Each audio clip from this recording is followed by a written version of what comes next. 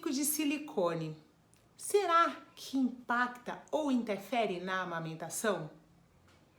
Por que demonizamos tanto o bico de silicone? Eu sou a enfermeira Noemi, enfermeira em UTI neonatal e consultora em amamentação. Eu tenho recebido alguns relatos de algumas mães que vêm me pedir ajuda, na retirada do bico de silicone. E geralmente a introdução do bico de silicone acontece para a correção de problemas momentâneos. Geralmente os problemas são mamilo invertido ou mamilo plano. E aí essas mães acabam tendo muita dificuldade para retirar por conta da demora que utiliza esse material. Quais seriam as desvantagens do bico de silicone? A primeira desvantagem é que é um material feito de silicone onde facilita a proliferação de micro-organismos como fungos e bactérias, se ele não for higienizado adequadamente.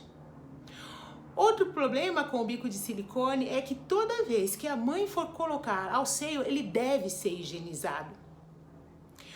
O grande problema em ter que higienizar toda vez de colocar no seio é que quando essa mãe não está em sua residência, ela vai precisar higienizar este material em algum lugar que seja apropriado.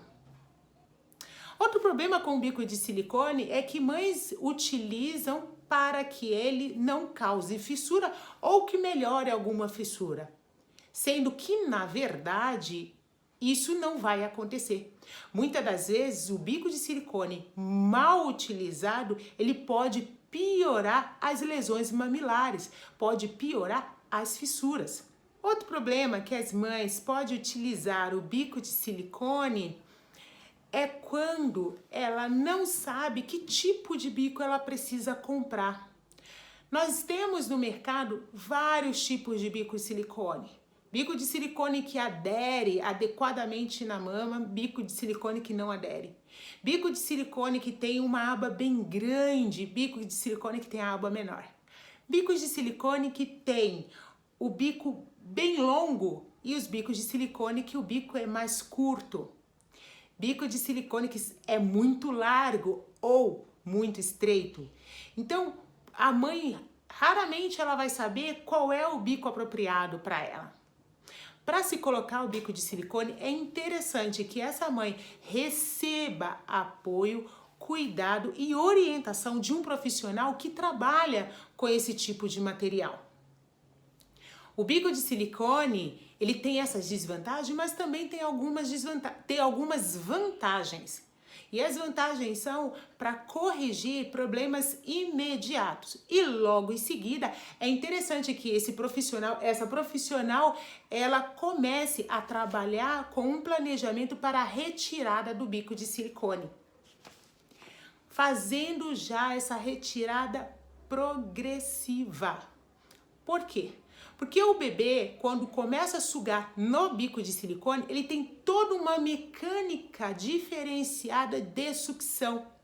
Quando esse bebê vai só para o seio, essa mecânica se modifica. E muitas das vezes, esse bebê, quando ele vai só para o seio, ele vai se cansar muito mais, porque ele vai precisar trabalhar muito mais para poder extrair esse leite.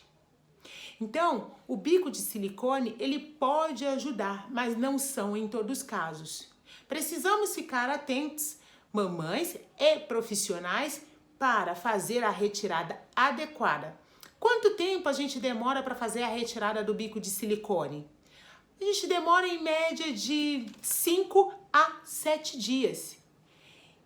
E não pode ser algo que a gente faça às pressas.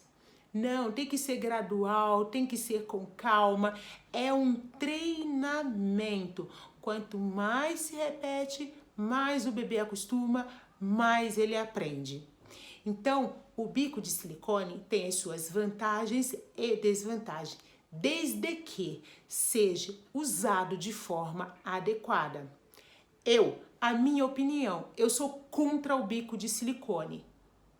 Mas já precisei utilizar para que eu não perdesse uma amamentação.